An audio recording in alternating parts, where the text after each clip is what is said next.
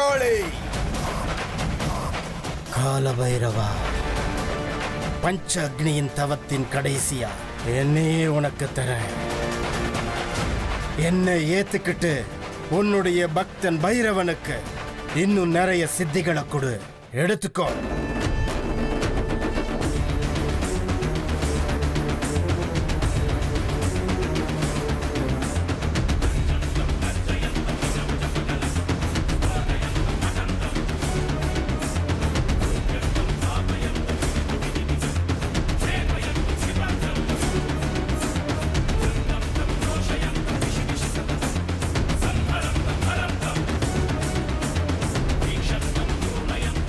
மகாகாளி, உனக்கே எல்லாத்தையும் அர்ப்பணிக்கிறேன். ஜெய் மகாகாளி.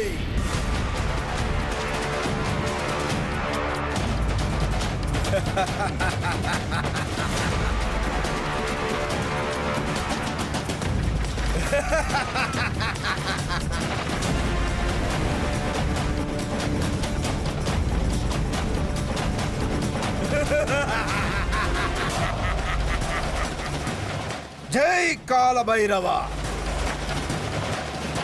பாத்தியா ருத்ரா,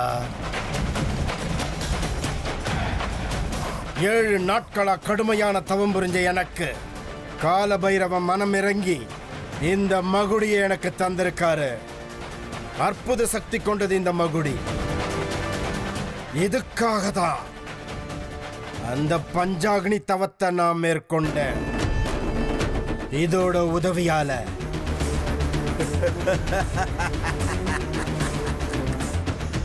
அந்த நாகராணி நம்ம கண்ணில் இருந்து தப்பிக்க முடியாது.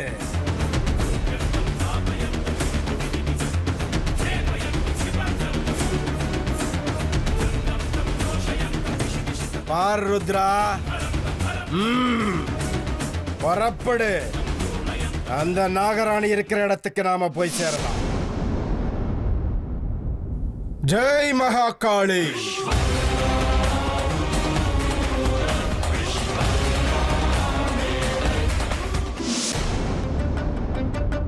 என்ன இதெல்லாம்? என்ன நடக்குதுங்க? என்ன இப்படி நடுவுல உட்கார வச்சு ஏன் இப்படி பூஜை எல்லாம் பண்றாங்க?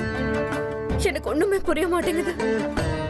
அமிர்தா, ஒரு வழியா என்னோட பல வருஷ கனவு இன்னைக்கு நிறைவேறுது. இன்னும் கொஞ்ச நேரத்துல நான் தாயாக போறேன். இன்னும் கொஞ்ச நேரத்துல சாஸ்திரப்படி நீ எங்க பொண்ணாக போற அமிர்தா.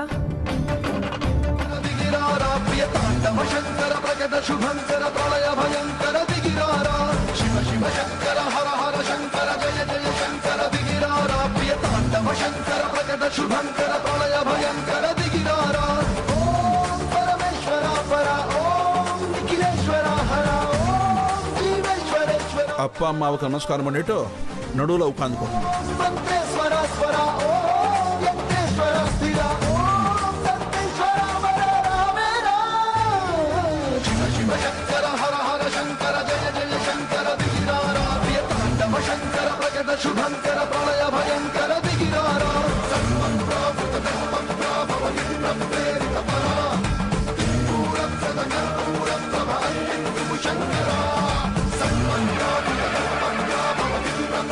இப்போ நான் சொல்றத அப்படியே சொல்லணும். கடவுள் சாட்சியா நான் மனப்பூர்வமா அமிர்தாங்கிற பெயருள்ள இந்த குழந்தைய எங்க வயித்துல பிறந்த குழந்தை மாதிரி பார்வதி பரமேஸ்வரனுடைய முன்னிலையில, கடவுள் முன்னிலையில சாஸ்திர சம்பிரதாயப்படி நாங்க சரோஜா மற்றும் விக்ரம் தம்பதியர்கள் தத்தெடுத்துக் கொள்கிறோம்.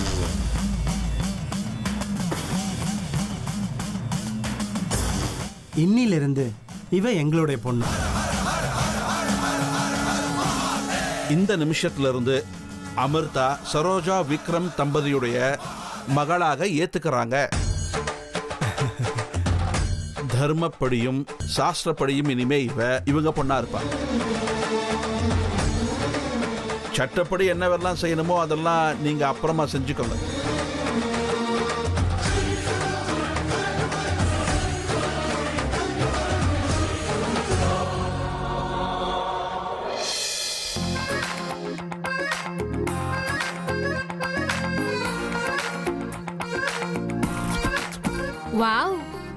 செம்ம பிசிக் அர்ஜுன் உனக்கு.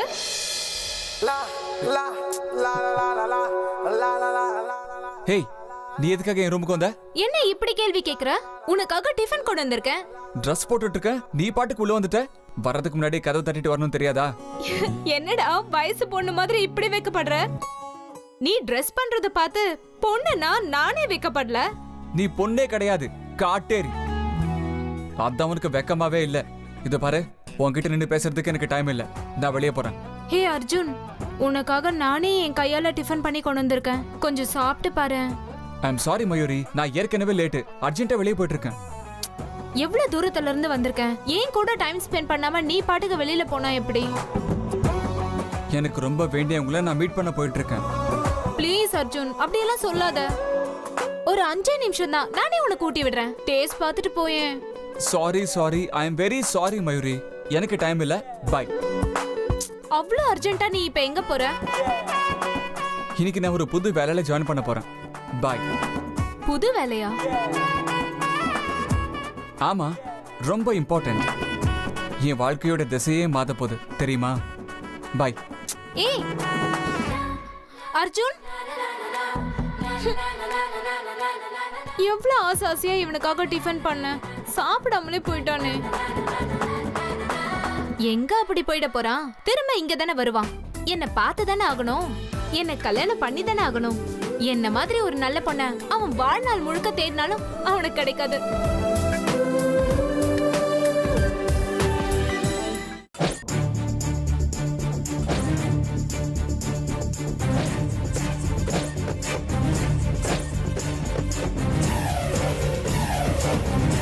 அண்ணா, இங்கதான் இருக்காளா அவ?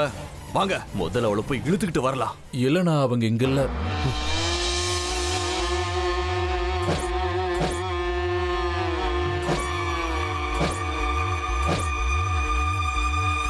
என்னடா சொல்ற? நீதாடா போன் பண்ணி அவ இங்க இருக்கான்னு சொன்ன?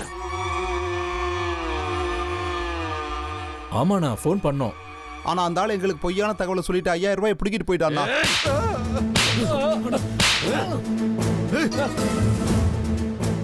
எதுக்கு உதவாத பசங்க, உங்க ஊழல என்ன மழுங்கி போச்சா? எனக்கு போன் பண்ணி சொல்றதுக்கு முன்னாடி நல்லா விசாரிச்சு வைக்க மாட்டீங்க?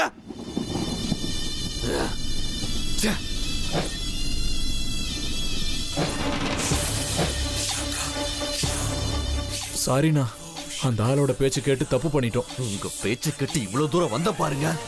கூட பாபாவை வேற கூட்டிட்டு வந்துட்ட. அவ கிடைச்சிட்டான்னு எவ்வளவு சந்தோஷப்பட்ட.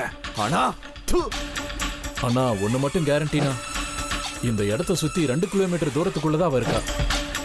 அதை எப்படிடா சொல்ற? இல்லைண்ணா, நாங்கள் சில பேரை விசாரிச்சு பார்த்தோம். புதுசாக ஒரு பொண்ணு இந்த ஏரியாவில் இருக்கிறதா சொன்னாங்க. ஆனால் எந்த வீட்டில் இருக்கான்னு யாருக்கும் தெரியலண்ணா. நீங்க சொல்றது உண்மைதானே? ஆமாண்ணா.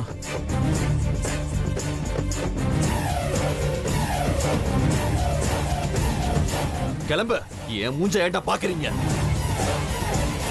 போங்க, போய் அவளை தேடுங்க.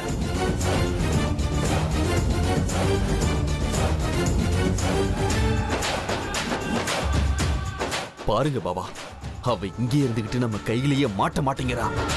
அவளை எப்படி கண்டுபிடிக்கிறது? அவளை இப்ப எப்படி தேடுறது? ருத்ரா, இதுக்காக பயப்படாத. பாம்புகளை பிடிக்கிறதுக்கு மனுஷங்களுக்கு வேணா கஷ்டமா இருக்கலாம்.